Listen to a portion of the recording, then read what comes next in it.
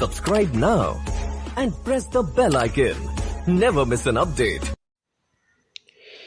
प्यारे बच्चों, आज हम कक्षा 10 का विज्ञान रसायन विज्ञान का भाग 5। इसके पहले आपको 4 भाग बता दिया गया है एसिड, बेस एंड साल्ट का। आज आपको भाग 5 में आपको अम्ल एवं क्षारक धातु के साथ कैसे अभिक्रिया करते हैं इसके बारे में हम चर्चा करेंगे। ठीक है, तो चलिए हम पढ़ते हैं अम्ल एवं क्षारक धातु के साथ कैसे अभिक्रिया करते हैं। सबसे पहले अम्लों की धातुओं के साथ अभिक्रिया। जो अम्ल होते हैं, ठीक है, विभिन्न सक्रिय धातु जैसे जिंक हो गया, सोडियम हो गया, मैग्नीशियम हो गया, जो अधिक सक्रिय धातु होते हैं उनके साथ यह अभिक्रिया करते हैं तो हाइड्रोजन गैस बनाते हैं, हाइड्रोजन गैस मुक्त करते हैं। ठीक है, जैसे यहाँ पे आपका एक अभिक्रिया के द्वारा यहाँ पे समझाया गया है कि धातु प्लस अम्ल जब आपस में मिलेंगे, ठीक है, जो भी धातु होगा सक्रिय धातु होना चाहिए।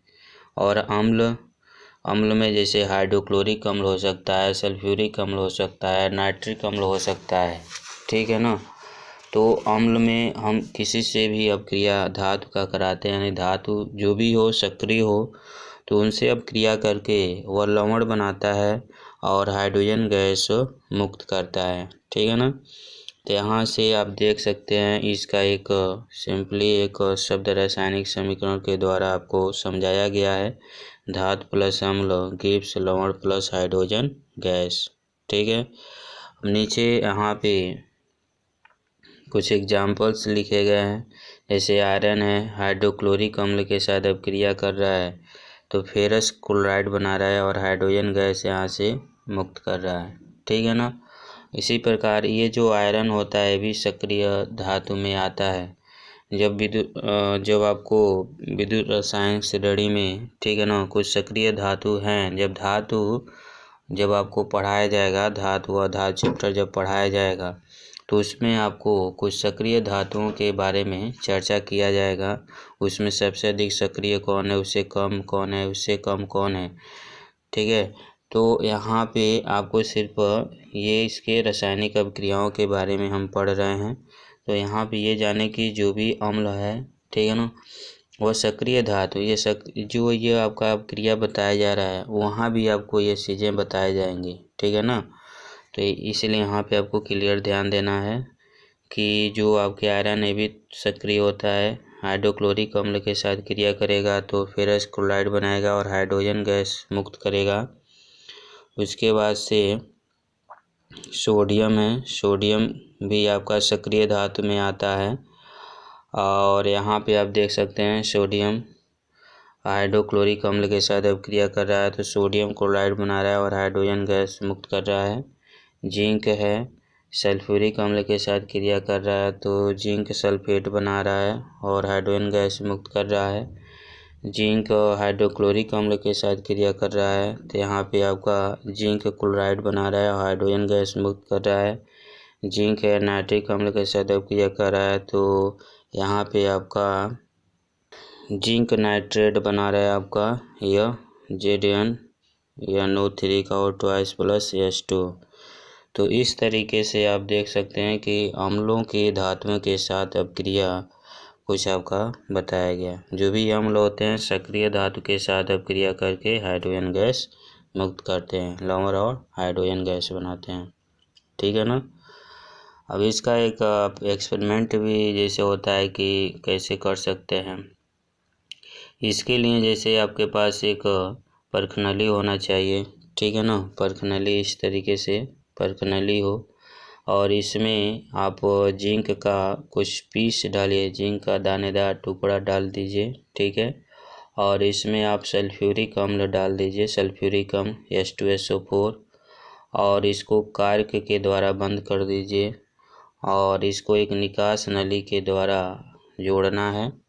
और इसको एक कांच का एक टब होता है, कांच के टब में साबुन का एक विलयन होगा, ठीक है ना, और उसे जोड़ देते हैं। जब यहाँ पे देखेंगे कि जो सल्फ्यूरिक अम्ल जब ऐड करते हैं इसमें, तो यहाँ से हाइड्रोजन गैस बनना स्टार्ट हो जाता है और इस निकास नली के माध्यम से और इस साबुन का जो विलयन है, ठीक है ना, यहाँ से गुजरता है, बुलबुले टाइप में बाहर निकलता है, ठीक है ना।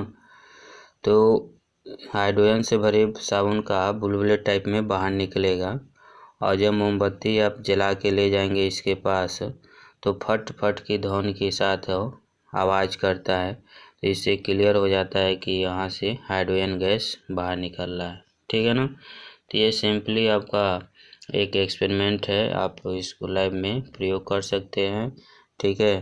तो ये लैब के माध्यम से आपको बताया गया कि किस प्रकार हम अम्लों के धातुओं के साथ अपक्रिया कर सकते हैं, ठीक है ना। अब इसके बाद से आपका धातुओं के साथ क्षारकों की अपक्रिया, ठीक है ना। अब धातुओं के साथ क्षारकों की अपक्रिया कैसे होता है, तो जो प्रबल क्षारक जैसे होते हैं, सोडियम हाइड्रॉक्साइड होते हैं, प्रबल क्षारक होते हैं, sodium hydroxide NaOH, potassium hydroxide होते हैं, ठीक है ना। ये जो प्रबल जो क्षारक होते हैं, उसी प्रकार जो अम्ल जो होते हैं उसमें प्रबल अम्ल के साथ अपक्रिया कराया जाता है। अभी इसके पहले ये जो आपको बताया जा रहा था कि ये जो थे आपके प्रबल अम्ल थे, ठीक है ना, प्रबल अम्ल के साथ सक्रिय धातु की अपक्रिया कराया गया तो आपका हाइड्रोजन गैस मुक्त हुआ, ठीक है ना। इसी प्रकार जब हम प्रबल क्षारकों के साथ जब हम सक्रिय धातुओं के साथ अपक्रिया कराते हैं तो इसमें भी आपका हाइड्रोजन गैस मुक्त होता है, ठीक है ना। जैसे जिंक है, सोडियम हाइड्रॉक्साइड के साथ अपक्रिया करेगा तो सोडियम जिंकेट बना लेता है और हाइड्रोजन गैस यहाँ से मुक्त करता है, ठीक है ना। तो यह धातुओं के साथ क्षारकों की अपक्रिया है, ठीक है ना। तो ये 2 पॉइंट आपको समझ में आ गया होगा कि अम्लों की धातुओं के साथ अपक्रिया क्या होता है। तो जब अम्ल धातुओं के सक्रिय धातुओं के साथ अपक्रिया करेगा तो लवण और हाइड्रोजन गैस मुक्त करेगा, और धातुओं के साथ क्षारकों की जो अपक्रिया होता है तो इसमें भी लवण और हाइड्रोजन गैस बनाते हैं, ठीक है। अब इसके बाद से हम पढ़ते हैं धातु कार्बोनेट तथा धातु हाइड्रोजन कार्बोनेट अम्ल के साथ कैसे अपक्रिया करते हैं, ठीक है ना। तो चलिए अब इसके बारे में हम चर्चा करते हैं। चलिए हम लोग पढ़ते हैं धातु कार्बोनेट तथा धातु हाइड्रोजन कार्बोनेट अम्ल के साथ कैसे अपक्रिया करते हैं। तो अभी इसके पहले आपको बताया गया कि जब धातु जो सक्रिय धातु हैं अम्ल के साथ या क्षारक के साथ अपक्रिया करते हैं तो लवण और हाइड्रोजन गैस मुक्त करते हैं। उसी प्रकार यहाँ पे धातु कार्बोनेट तथा धातु हाइड्रोजन कार्बोनेट जब अम्ल से अपक्रिया करेंगे तो क्या बनाएंगे। तो यहाँ पे पहला आपका दिया गया है धातु कार्बोनेट और धातु बाइकार्बोनेट के साथ अपक्रिया। तो धातु कार्बोनेट और धातु बाइकार्बोनेट के साथ जब अपक्रिया अम्ल करते हैं तो लवण बनाते हैं, कार्बन डाइऑक्साइड बनाते हैं और जल बनाते हैं। ये आपका पॉइंट हो जाता है कि जब अम्ल धातु कार्बोनेट और धातु बाइकार्बोनेट के साथ अपक्रिया करेंगे तो, ठीक है ना। तो यहाँ पे जैसे मान लीजिए सोडियम कार्बोनेट है, जब सल्फ्यूरिक अम्ल के साथ अपक्रिया कर रहा है तो सोडियम क्या बना रहा है, सल्फेट बना रहा है आपका, और जल बना रहा है और कार्बन डाइऑक्साइड बना रहा है, ठीक है ना। इसी प्रकार जैसे यहाँ पे सोडियम बाइकार्बोनेट है, जब हाइड्रोक्लोरिक अम्ल के साथ अपक्रिया कर रहा है तो सोडियम क्लोराइड बना रहा है, कार्बन डाइऑक्साइड बना रहा है और जल बना रहा है। इसी प्रकार कैल्शियम कार्बोनेट है, जब सल्फ्यूरिक अम्ल के साथ अपक्रिया कर रहा है तो कैल्शियम सल्फेट, कार्बन डाइऑक्साइड और जल बना रहा है। तो यहाँ पे आप ये कह सकते हैं कि जो आपके धातु कार्बोनेट हैं या धातु बाइकार्बोनेट हैं तो जब अम्ल से वो अपक्रिया करेंगे तो लवण, कार्बन डाइऑक्साइड तथा जल का निर्माण करेंगे। या धातु जो है धातु, इसके पहले आपको ये जो बताया गया कि जो धातु होते हैं अम्ल के साथ जब अपक्रिया करते हैं तो लवण और हाइड्रोजन गैस मुक्त करते हैं, और क्षारक के भी साथ यही कंडीशन होता है, लवण और हाइड्रोजन गैस मुक्त करते हैं। लेकिन इसमें जो भी हम धातु लेंगे वह सक्रिय धातु होना चाहिए, ठीक है ना।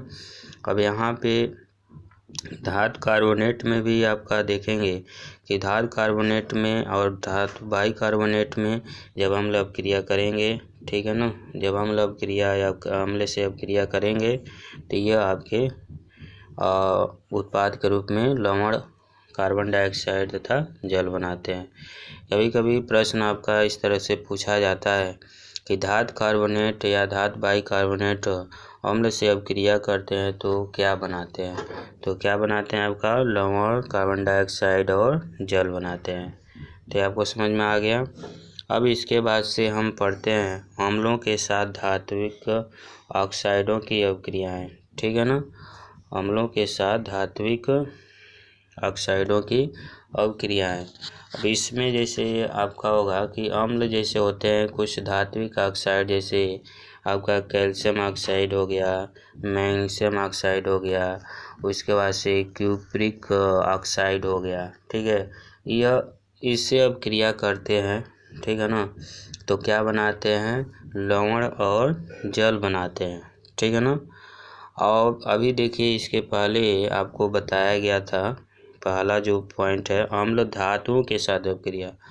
अम्ल सिर्फ धातु के साथ जब अपक्रिया करेगा तो हाइड्रोजन गैस बनाता है, लेकिन जब अम्ल धात्विक ऑक्साइड के साथ अपक्रिया करेगा तो वहाँ पर हाइड्रोजन गैस नहीं बनाता है, वहाँ पे क्या बनाता है जल बनाता है, ठीक है ना।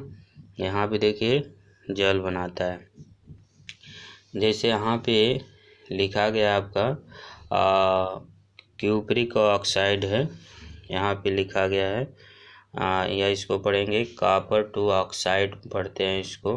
तो जब इसको हम हाइड्रोक्लोरिक अम्ल के साथ अपक्रिया कराएंगे तो यहाँ पे कॉपर क्लोराइड और जल बन जाता है आपका, ठीक है ना। ये धात्विक ऑक्साइडों के साथ होता है, ठीक है ना। अब कैल्शियम ऑक्साइड है, जब इसको हम हाइड्रोक्लोरिक अम्ल के साथ अपक्रिया कराते हैं तो यहाँ पे आपका कैल्शियम क्लोराइड बन जाता है और जल बन जाता है, ठीक है। तो ये आपको समझ में आ गया कि धातु ऑक्साइड जब अम्ल से अपक्रिया करेंगे तो क्या बनाएंगे लवण प्लस जल बनाते हैं, ठीक है ना। तो यहाँ पे आपका 3 प्रश्न तैयार हो जाता है। 3 प्रश्न। पहला प्रश्न क्या होता है, अम्ल सक्रिय धातु के साथ अपक्रिया करते हैं तो क्या बनाते हैं, तो लवण और हाइड्रोजन गैस मुक्त करते हैं। और जब अम्ल, ठीक है, कार्बोनेट या बाइकार्बोनेट के साथ अपक्रिया करते हैं तो क्या बनाते हैं लवण, कार्बन डाइऑक्साइड और क्या बनाते हैं हाइड्रोजन गैस बनाते हैं, जल बनाते हैं, ठीक है ना, सॉरी जल बनाते हैं। और उसके बाद से चलिए हम लोग पढ़ते हैं अम्ल और क्षार का तनुकरण। अम्ल और क्षार का तनुकरण क्या होता है, तो अम्ल और क्षारकों के साथ जब हम जल मिलाते हैं यानी मिलाने की जो क्रिया होती है उसको हम बोलते हैं अम्ल और क्षारकों का तनुकरण कहते हैं। या दूसरे रूप में इसको आप डिफाइन कर सकते हैं कि जल में अम्ल या क्षारक मिलाने पर आयन की सांद्रता में प्रति इकाई आयतन में क्या होती है कमी हो जाती है। इस क्रिया को हम क्या कहते हैं तनुकरण कहते हैं, ठीक है ना। अब ये जो तनुकरण करने की जो प्रक्रिया जो होती है, जब जल में अम्ल या क्षारक के घुलने की जो प्रक्रिया जो होती है अत्यंत क्या होती है ऊष्माक्षेपी होती है। यानी जल में जब हम सांद्र नाइट्रिक अम्ल या सल्फ्यूरिक अम्ल को मिलाते समय आपको अत्यंत सावधानी, ठीक है, रखनी चाहिए, बरतनी चाहिए कि अम्ल को सदैव जब हम धीरे धीरे तथा जल को लगातार, यानी अम्ल को जब आप पानी में मिलाते हो, ठीक है ना, तो उस जल को लगातार आपको क्या करना चाहिए हिलाते रहना चाहिए, ठीक है ना। जिससे क्या हो जो सांद्र जो अम्ल है, ठीक है ना, जब जल में मिलाते हैं, ठीक है, और मिलाते समय क्या होता है उसमें से ऊष्मा उत्पन्न होती है, ठीक है ना। अगर उसको आप हिलाएंगे नहीं तो क्या होगा जो उसमें से जल जो होगा ऊष्मा अधिक होने के कारण, ठीक है ना, उसमें से वह छलक के बाहर आ सकता है, ठीक है ना। और जिसके कारण जब उसको अम्ल को जल में मिलाएंगे तो वो जब मिश्रण बनेगा तो अधिक ऊष्मा होने के कारण, ठीक है ना, जब वो क्या होगा, छलक के बाहर आ सकता है, जिससे आप जल भी सकते हैं, ठीक है ना। और साथ ही आपको इसमें जो जिस कांच में आप प्रयोग कर रहे हो वह कांच टूट भी सकता है, ठीक है ना। तो इसलिए आपको सावधानी पूर्वक अम्ल और क्षार का अनुकरण करना चाहिए, ठीक है। तो आपको बताया गया कि अम्ल और क्षार का अनुकरण हम कैसे करते हैं। तो अम्ल और क्षारकों का अनुकरण करने के लिए आप अम्ल और क्षारकों के साथ जल मिलाने की जो क्रिया होती है वही क्या कहलाता है, अम्ल और क्षारकों का अनुकरण कहलाता है। या दूसरे रूप में इसको आप डिफाइन कर सकते हैं कि जल में अम्ल या क्षारक मिलाने पर आयन की सांद्रता में प्रति इकाई आयतन में कमी हो जाती है, ठीक है। इस प्रक्रिया को क्या कहा जाता है, तनुकरण कहा जाता है, ठीक है ना। तो आपको ये समझ में आ गया कि अम्ल और क्षार का तनुकरण क्या होता है।